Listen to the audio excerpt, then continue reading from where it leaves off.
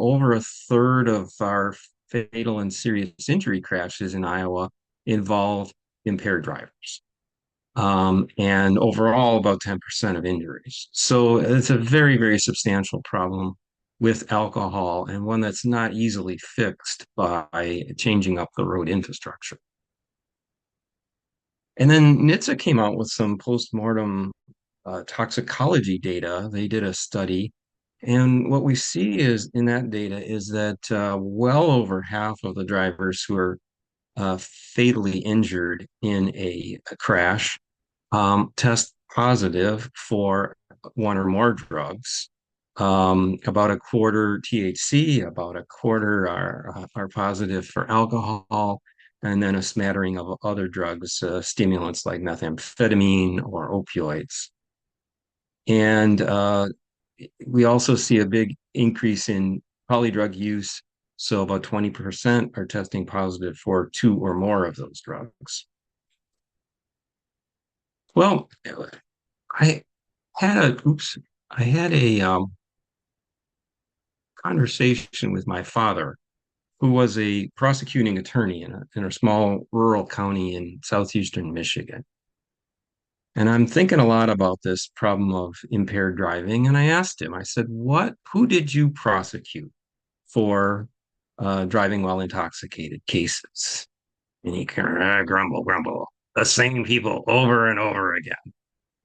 And that kind of stuck with me. Why is he seeing the same people over and over again um, as a prosecutor? This photo, by the way, was kind of the pinnacle of his career when he and his colleagues uh, did successfully arrested and prosecuted the biggest drug dealer in that era, Cleveland Edmonds, and that's Cleveland's Cadillac in the sheriff lockup. So this is the significance of the photo in my father's career.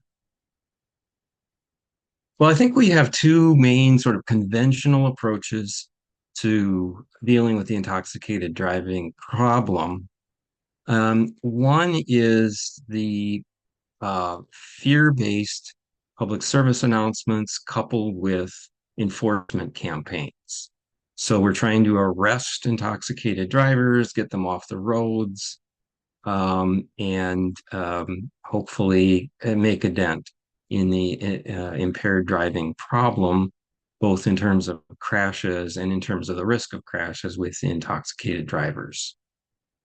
So a lot of these messages are fear-based. You can see some examples here, the get sober and or get pulled over is been a persistent theme from NHTSA for 30 years, maybe.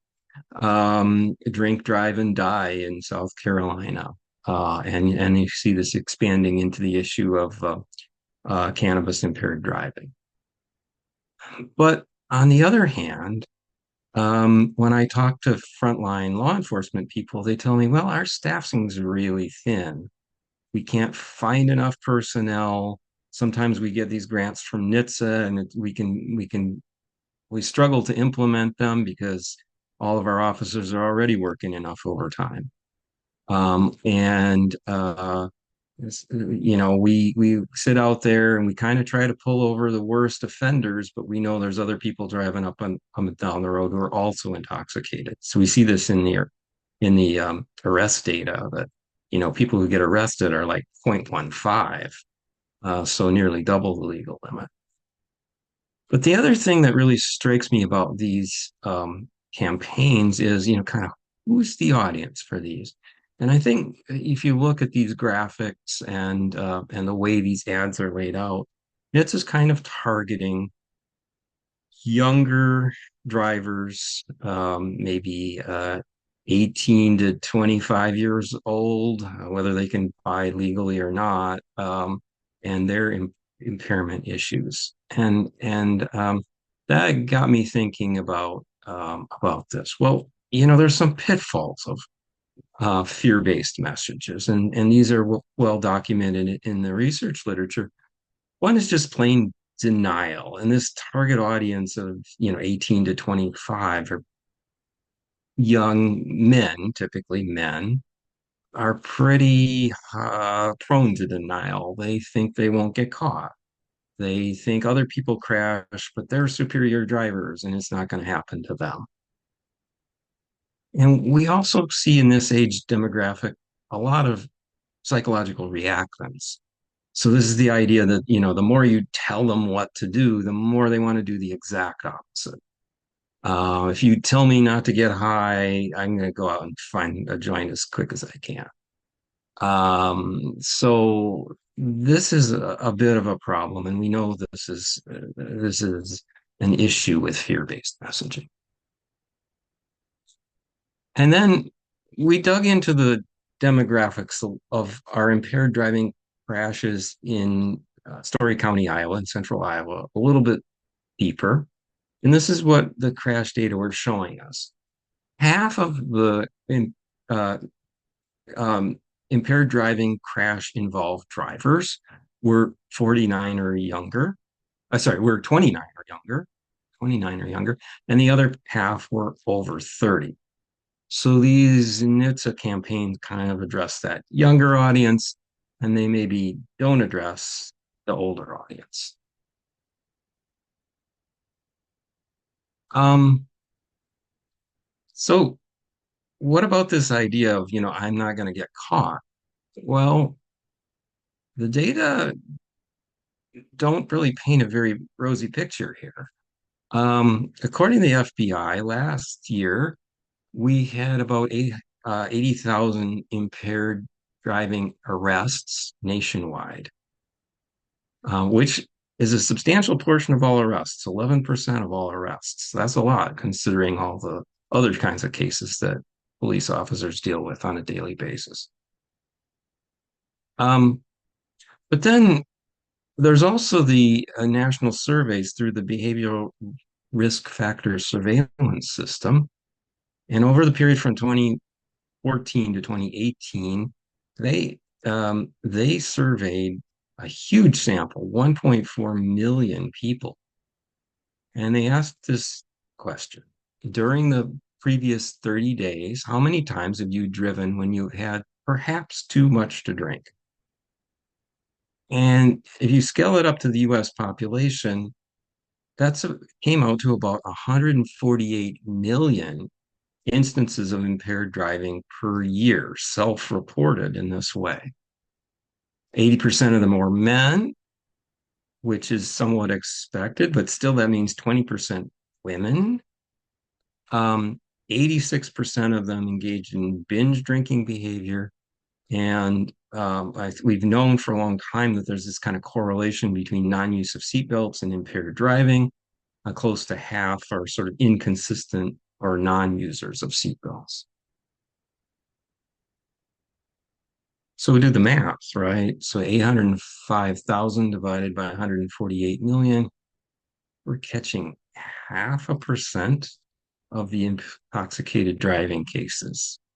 So maybe that perception that I'm not going to get caught is reinforced by the fact that people can drive a couple hundred times before they get caught.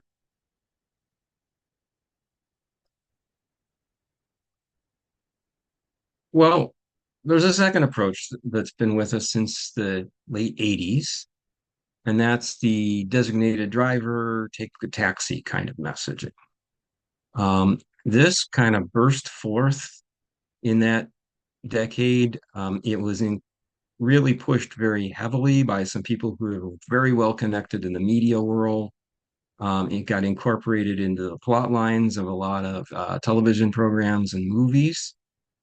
But again, the evidence that this works is pretty thin. In 2005, DITRE did a study, a meta-analysis of all the available studies on the effectiveness of designated driver programs. They concluded that there really wasn't enough evidence to draw any conclusions about whether it works or not.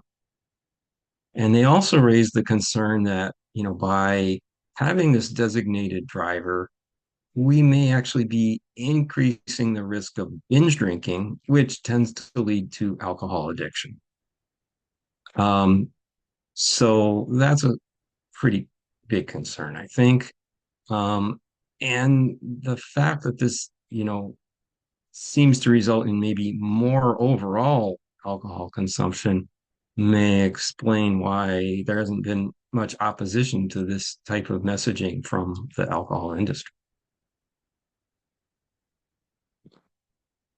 So, kind of reinforcing that, there was some very recent focus group research by responsibility.org, which is the organization that encourages the responsible use of alcohol.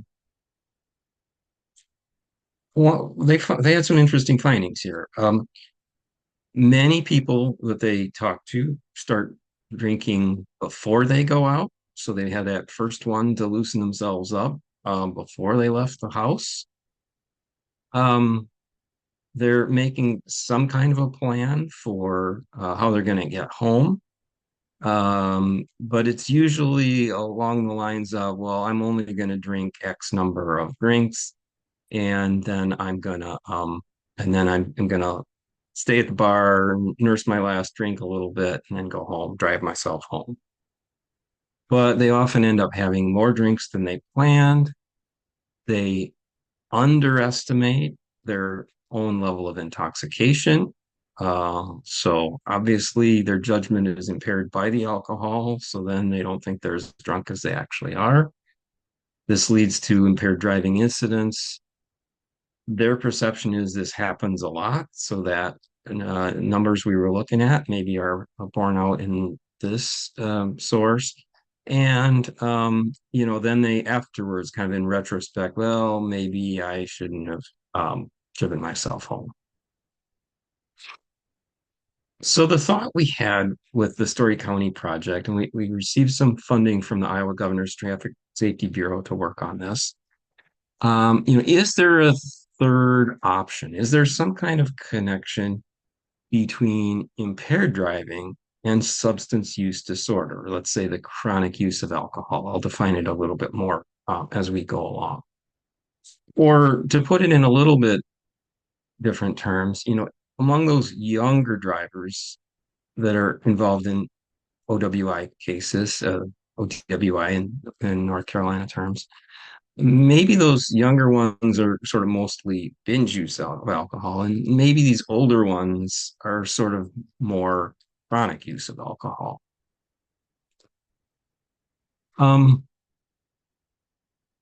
so just to define a term here, when I'm saying substance use disorder, I'm talking about the medical definition of of a condition where people continue to use a substance in spite of the fact that they realize it's making their life worse in some way. So it's, in other words, a level of addiction that's gotten to the point that it's causing harm to a person's own self-interests. And the National Survey on Substance Use and Mental Health finds that about a sixth of the population, 17%, um, have a substance use disorder based on their self-reported answers to screener questions, but only a tenth of a percent are getting treatment for their SUD. So we know there's a big population out there that have an SUD and need to get into treatment. Either they aren't motivated to seek treatment or they can't find the treatment resources that they're looking for. So this is what we thought we would try to address in the Story County project, and to focus particularly on people who are early in the process of addiction when it's easier to treat, and before they've had a catastrophe like impaired driving crash or a drunk driving arrest or impaired driving arrest. So what we also know is that in addiction, there's a cyclic nature of the disorder. People consume a substance, they're intoxicated. Then, as that substance starts to wear off, they go into withdrawal. They feel crappy, they feel cranky, they're irritable, etc. And then as those symptoms begin to subside, they start craving the substance again. So that's the anticipation phase, to use the medical term. But I like the three C's of consumption, cranky, and craving. So in the past, our focus in the road safety world has almost exclusively been on the intoxicated driving piece of this, the acute intoxication. But these other phases of the process may also be significant in road safety terms, because when they're in the cranky withdrawal phase, they're probably more prone to aggressive driving. And when they're in the craving phase, they're probably more prone to inattentive driving. They're preoccupied with thinking about that next opportunity to use the substance of choice. So to summarize then the problem as we kind of perceive it in the Story County example, we have addiction to alcohol or other drugs. It's an intensifying spiral of consumption, withdrawal, and craving. Every time that spiral is activated, this disorder gets a little worse.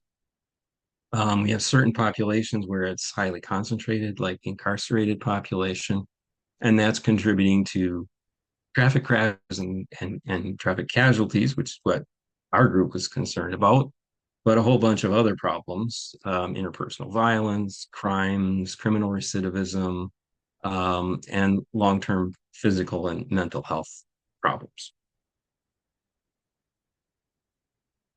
So as we started to talk to some stakeholders, um, we were made aware of the framework from the substance use treatment space, from the Substance Abuse and Mental Health Services Administration, or SAMHSA, the sequential intercept model.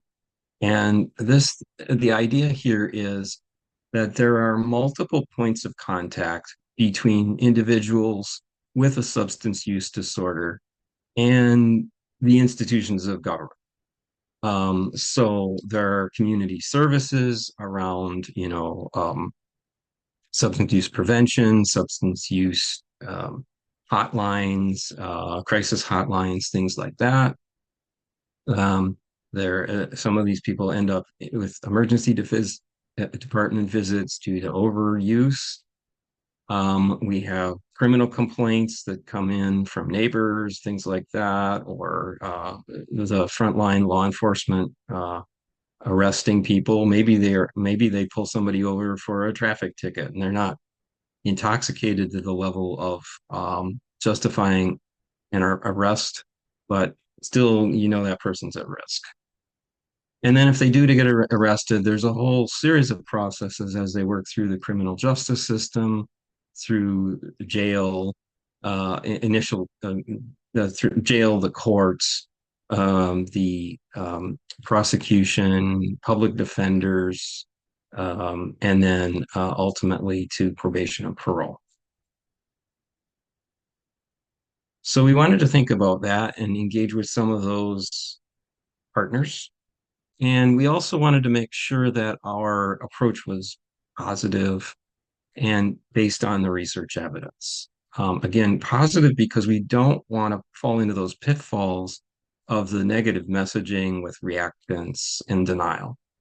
So emphasize the benefits of treatment and recovery, identify strengths that can contribute to their success, linking to their own values and aspirations, aligning the suggestions that we made about treatment with their own personal preferences. For instance, if they're not very religious, then, nudging them towards a faith-based treatment program may not be as successful.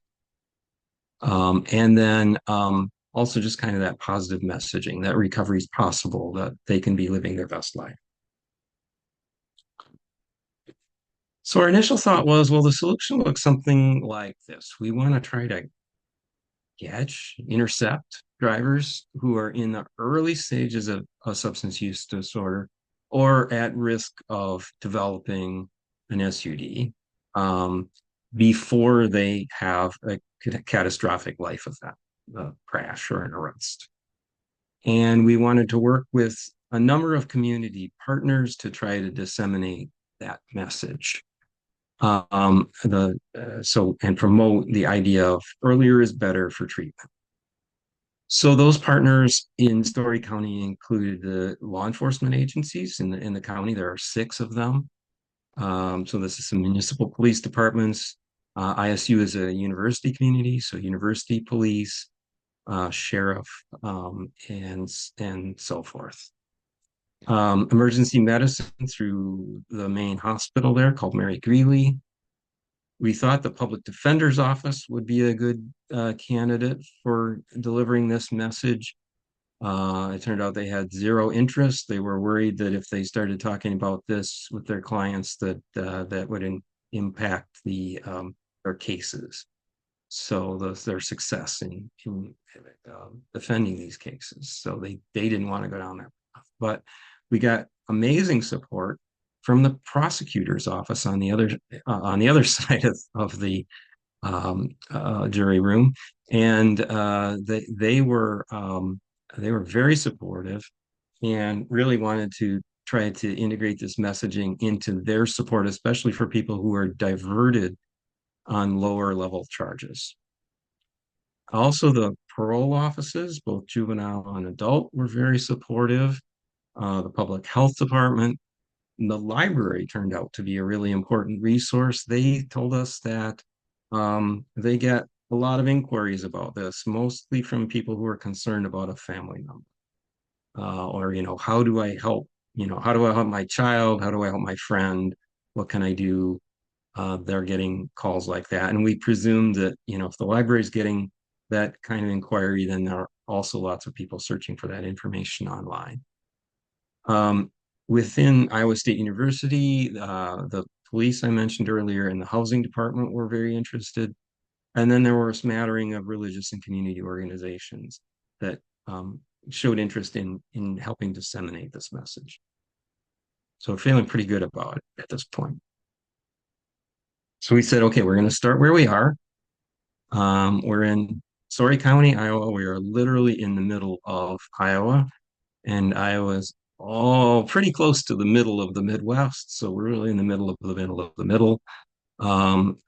Story County is also a little bit of a microcosm of Iowa as a whole, in the sense that Ames and the university over on the west side of the county are fairly, a little urban. People are well educated or they're seeking higher education. And then the rest of the county is very rural. Those 2 parts of the county don't even always kind of talk to each other all that much. So we recognize that this was one of the, we're giving ourselves a little bit of a challenge here because of the diversity of the county in terms of these demographics. Racial and ethnic diversity is not that high in the county, although we do have a lot of folks around the university community that are not native English speakers. And we also have a pretty large Hispanic community that's very low profile. So these are the county's demographics. It's about 100,000 people. As we talked to those stakeholders, like the prosecutor's office and the parole office, we're hearing about, what substances people use. So alcohol, by far the number one, marijuana, methamphetamine, not a lot of opioids in Iowa, but meth is big. Statistical data showed 23% of the population engage in binge drinking. We don't have a humongously elevated impaired driving problem, but we know that it is significant. We also, we're thinking about outreach to the jails. So close to 2,000 people coming into the jail, many of them on low-level charges like public intoxication. As we did more outreach with those stakeholders that I mentioned, the criminal justice people and other community organizations, we heard some interesting things. Um, At-risk populations, one that came to the top of the list was the unhoused population. Even though it's a small rural county with low cost of living, there are a fairly significant number of unhoused people, and they have a disproportionate burden on the resources of law enforcement. Um, the LGBTQ community, especially transgender and non-binary, were identified as ones that engage in a lot of binge drinking and therefore are at elevated risk. Students, as you'd expect, university students, but also the blue collar workforce.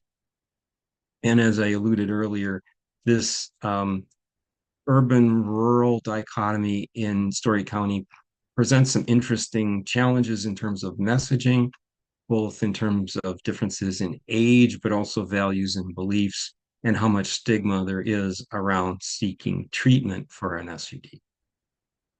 So that's where we start to think a lot about, how do we break down those barriers and get people to think seriously that, yeah, maybe I might have a substance use disorder and maybe I should think about some treatment. Some other things that came out of the stakeholder outreach. Over half of the calls that the city of Ames Police Department, so Ames is a city about 60,000, over half their calls involve either a substance use problem or a mental health issue. We heard from the hospital, Mary Greeley, that their emergency department is kind of overloaded with cases that involve overdoses. It's an impact on the courts and the prosecutors. Among the cases that do reach the legal system, um, the the substance use related cases often involve comorbidities. So they're using multiple substances, or they have a mental health disorder that accompanies their substance use disorder, or there's something else going on, prior trauma, domestic violence involvement, things like that. Um, there was a lot of cultural norming of the heavy use of substances. This is partly the Northern drinking culture, but it's also, fraternities and things like that. We heard that alcohol is still number one, but meth use was prevalent and really kind of a low awareness of what addiction actually is and how that cycle works and what it does. People told us about lots and lots of opportunities to disseminate these materials. So we had many ideas ranging from routine traffic stops, parking tickets, many different avenues around the city and around the campus for distributing early treatment information through brochures, restroom stickers that could go on mirrors. New student intake was another one. So sort of an idea to as students are first um, be coming into the university and getting their welcome information that there could be some substance use disorder treatment materials included in that. Lots of sort of brokers that could help us disseminate this message. So the police department, the prosecutor's office, the clergy, the library, the residence halls, and maybe even some of the property managers that are dealing with the consequences of excessive substance use, as it impacts or their rental properties. But a lot of those, similar to what I said in the last slide, a lot of those folks didn't really have a clear idea of what the symptoms of SUD are, and they felt really reluctant to talk about it. They don't want to be sounding judgmental or accusatory, and sometimes their evidence for, knowing that this person has a substance use disorder is pretty weak or vague. So they're not feeling comfortable having those conversations. So I guess, yeah, we wanted the materials to be engaging, informative, non-judgmental. These were all things, that were very crucial to our stakeholder group and supported by the research. We don't want them to be triggering reactants. We wanted them to be friendly to the LGBTQ community. And portability was really an important one. So having something that a police officer or a counselor could hand out easily was important. And then this kind of led to the concept of, okay, in a small material, we can't easily um, say a lot about SUD or how to get treatment, but we can try to get them to a website where we can provide in-depth material. And we also heard a lot, and I maybe mentioned this earlier, a lot of interest in like, how do I help someone else? How do I help my friend, my roommate, my child, my um, parent, especially like in the high school cohort was a biggie. So again, kind of thinking about, how does this relate to our um, sequential intercept model? Some of these points of contact were covered pretty well by existing resources and others were not. And particularly in the criminal justice space, there was a lot of interest in um, trying to get people directed to treatment more effectively.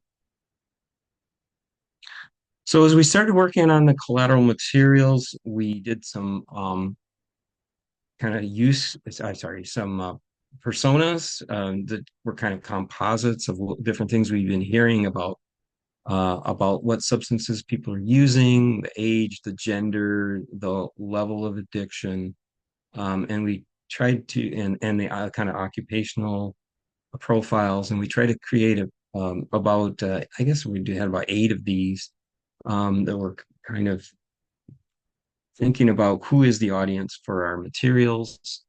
Um, and this is kind of guiding our efforts to develop print materials and the website where we would provide more detailed information, including self-screener, resource locator, and that advice on helping others. So this may look a little funny because the left side is upside down, but this is a double business card. Again, this is that idea of portability. People wanted stuff that could be discreetly taken off of a brochure rack or handed out in their office settings. So the business card size was something that really resonated with a lot of our stakeholders. So you're seeing on the left, the outside of the business card, it folds in half, and then the piece on the right is the inner material with just some very high level examples of the symptoms of substance use disorder, trying to say, yes, this is possible to recover from. Lots of people have done it successfully, and then to get them to that website. And then, so the upside down part, when it's folded, is the back of the card and it reads the right way. And then we also did a uh, flyer. It's basically a double-sided vertical card brochure size. And this has very similar information. We were able on this one to get in the graphic that shows sort of how common substance use disorder is. And so 1 in 6. And then the idea that only a tiny portion of those that need treatment are getting it. And then, so this again was another graphic for that outreach, again aiming to get them um, into the website and ultimately to treatment. And then also trying to pick up on the traffic safety theme with some of the graphics, like the traffic sign-ish graphics here, as well as the car and so forth. Okay. So I can't do complete justice to the website on PowerPoint slides, but this is some of the content that we had developed. It was divided into 3 main pieces: learn, decide, and recover. So learn is learning about substance use disorder. It's also learning about yourself. So some information on what SUD is, importantly, and it's maybe the centerpiece of the whole website, a self-screening tool based on the or eSPIRT, electronic substance use intervention and referral to treatment. Um, so a self-assessment form that helps them understand how serious is my substance use disorder, how much risk do I have, and then based on that, kind of tries to get them oriented in the right direction. Um, some materials making the case for why it's important to get treatment early, some information about different treatment options in the community. And this was also the place where the how to help someone else would have resided. In the decide piece, we had a locator tool to help them find resources in the community. We were able to complete an initial version of this, but we really wanted an in-depth like tool that would be interactive, where you could take their particular disorder as well as other things like, do they have health insurance, and what kind of treatment appeals to them. And that would help to get them narrowed down, because it can be pretty daunting to go through these resources or to call up places and find out, yeah, we do treatment, but we don't have any space available. And then the decide piece also had just information about more in-depth information about a few different substances and what are the symptoms of addiction, what does it look like, how are they the same, and how are they different. We focused on alcohol, which we knew was our number one substance in the community, cannabis or marijuana, which was our number two, and methamphetamine, our number three, as well as cocaine, kratom, which is a kind of an emerging drug. It's basically an opioid, but it acts like a stimulant in lower doses. And then we had opioids, and then a generic kind of other drugs category. And then in the recover section, we had success stories, healthy alternatives to drug use. And then our intent was to have a news and events and a keep in touch. Those were never developed, but the intent was to have those.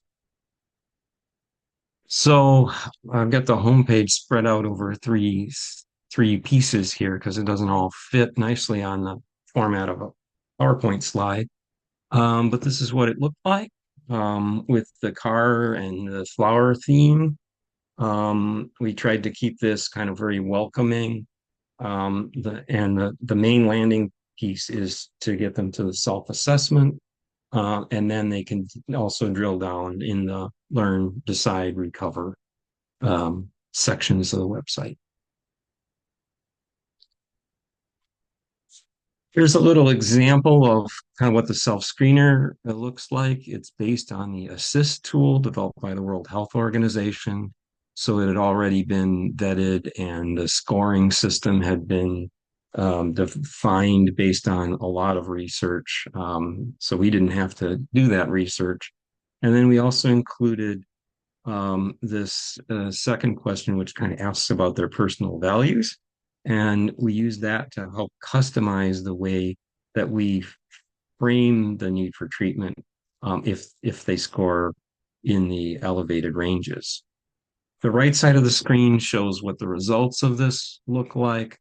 So in this case, we have a person who uses both alcohol and cannabis.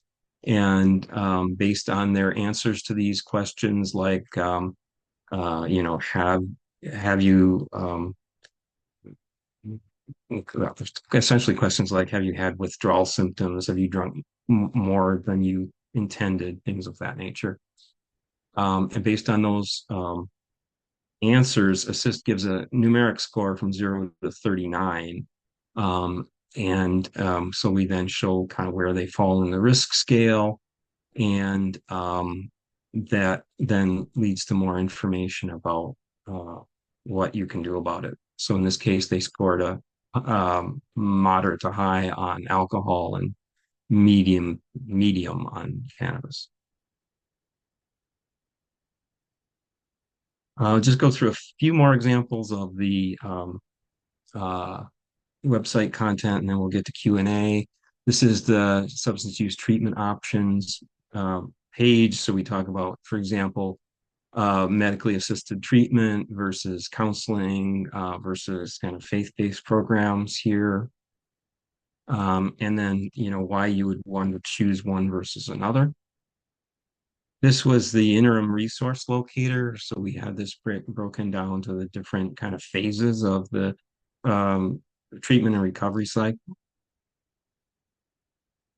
And then these are some of the treatment success stories that we wanted to customize these for the county eventually, but to get things going initially, we were able to find good resources from the web for 12 different success stories. These are all videos, and each of these is kind of represents a different combination of age, gender, the substance that they were using, and kind of how they went about seeking treatment.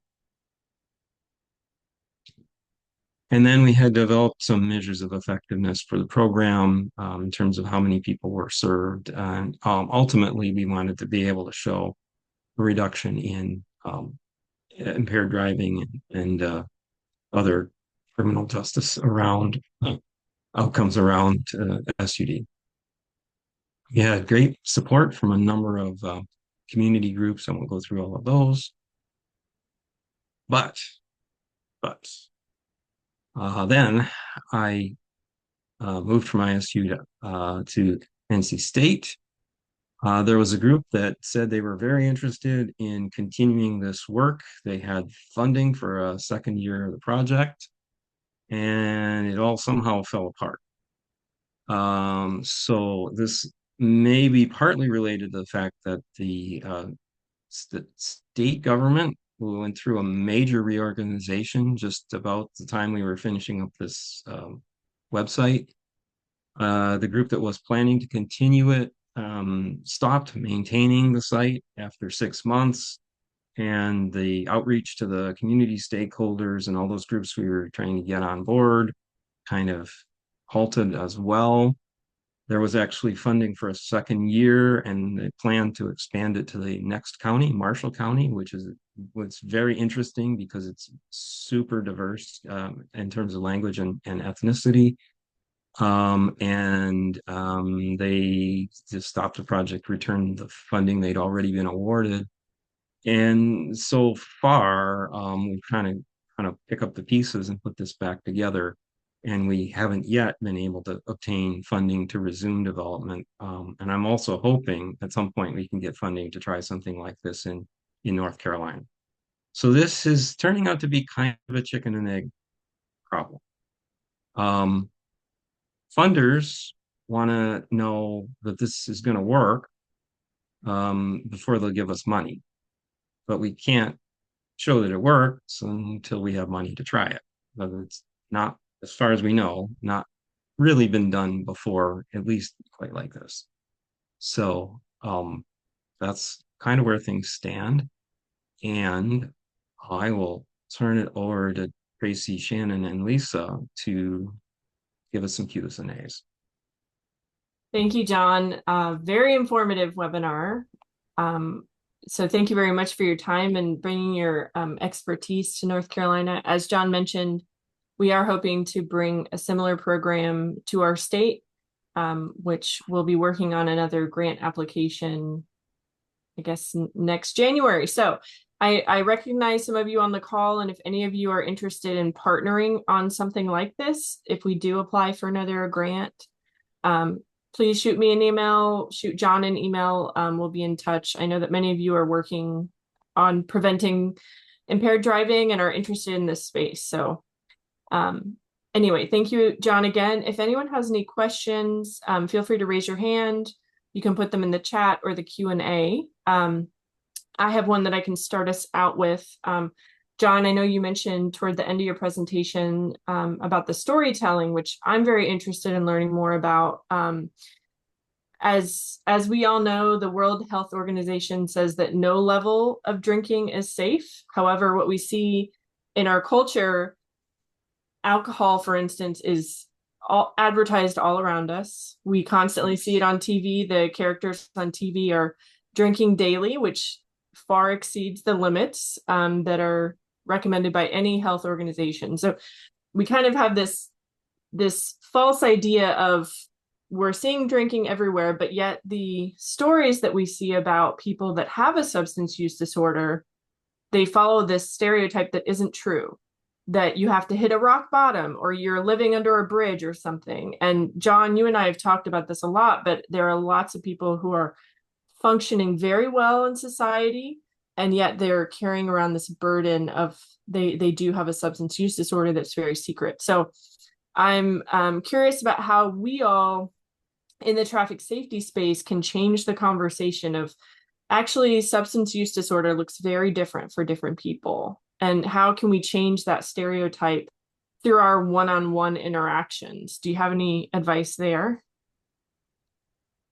Well, I think you're absolutely right that this is a big part of the puzzle is how to overcome a lot of really stereotypes about what substance use disorder looks like. And I think that we see this, you know, throughout the whole spectrum. I'll take the people coming into the prosecutor's office diversion program as an example. So these are people who maybe got arrested on a low-level charge of public intoxication or possession of small amounts of a substance underage. Well, or uh, impaired driving. Um, they're low-level offenders, but they don't really, perceive that they have a problem because they're not living under a bridge yet. Mhm. So really a big part of this is a conversation we had a lot with our other partners is kind of how do we overcome those stereotypes? And that's some of the reason that we wanted to emphasize in the outreach materials, that there are lots of people impacted, and that uh, you should kind of be aware of what those early signs of SUD are, so that you can deal with it before it becomes a major problem. So I'm not sure, Tracy, that I've exactly answered your question, but this is an issue that we're very cognizant of. And quite honestly, what we're seeing as we were working with these community partners is that a lot of the treatment resources as well kind of oriented towards the really serious cases, the ones that are really hard to resolve. And the treatment providers would love to see more people coming through the door earlier. Mhm. Um, the other issue in Iowa, and I think this is true in North Carolina as well, is there's a lot of court mandated treatment for people who um, are arrested for an OWI or DWI. Um, but um, as we saw, people are often driving hundreds of times before they get caught. So they could be pretty deep into the addiction cycle before they're getting to uh, mandatory treatment. And by that point, it's very difficult to treat SUD, and the risk of recidivism and relapse is really high. So this is one of the reasons why I think we got a lot of very positive reaction from public health and from treatment providers that, yeah, we need to get in there early. This is no different from any disease. The sooner you treat it, the better the outcome is going to be. Thank you, John. And we have a question that came in. It can be difficult to measure short-term success of a program, especially in rural areas in which impaired driving crashes may not be common. Also, treatment programs take time. If funded, what would be some of the short-term measures that you would use to gauge success? Yeah, thank you for that question. So I'll bring this slide back up. I think so. These metrics you can measure inputs, outputs, and outcomes, right? So our inputs are, how much funding did we get, and how many, person hours did we work on this, and things like that. That's obviously very easy to measure. The outputs, are fairly easy to measure. How many brochures did we distribute? How many uh, uh, um, uh, meetings did we conduct to talk about this and so forth? How many brochure, like in Story County, rural Story County, we wanted to maybe use some utility bills as a way of getting this message out because that population is really hard to reach. So how many copies of the brochure did we stuff into people's utility bills? Um, the outcome measures are much more difficult. So we have a few we can measure, like hits on the website. Um, but it's going to take a long time to be able to show an impact on the number of OWI crashes and the number of arrests. Um, so for that, we knew we were going to need to do a comparison methodology because these things can fluctuate, right? The number of crashes, for example, can go up and down considerably in a year within the same community, even if nothing else changes. So we were going to try to tie that to another similar community in another part of the state, and basically see if our rate is moving up or down um, in a more favorable way than the comparison communities. Thank you, John. Yeah, that's a fantastic question, and of course, every funder would like you to be able to show effective outcomes. And I think generally across behavioral safety, we kind of struggle with this. We can measure how many people heard your ad, but we don't know if the ad changed their behavior, and that's always a tough part. Mhm. Well, if anyone else has any other questions, feel free to enter them. We're going to go ahead and close this out. However, if we get additional questions, we will reach out with answers. So we'll connect you with John or see what we can do to answer those questions. So I just want to remind everyone that we did record this webinar, and we will make the recording available on ITRE's YouTube channel. We'll send that out through an email within the next week. Our team also helps to plan the North Carolina Traffic Safety Conference, so be sure to keep that on your calendars. If you would like to receive updates about the conference, other webinars, and other traffic safety training events, my colleague Shannon put a link into the chat so you can sign up for our email announcements. We also send out a monthly email with traffic safety outreach materials. So we follow like the NHTSA safety months and safety weeks and things like that, as well as local and state events. So if you'd like some outreach materials to do traffic safety messaging, you can also sign up for that email that is also in the chat. So I want to thank you all again. Thank you, John, for a great webinar. And thank you for all that you do to make North Carolina roads safer. We hope you have a good day. Thank you. Thanks.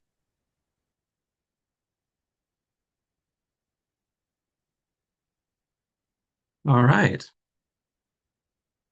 So, yeah.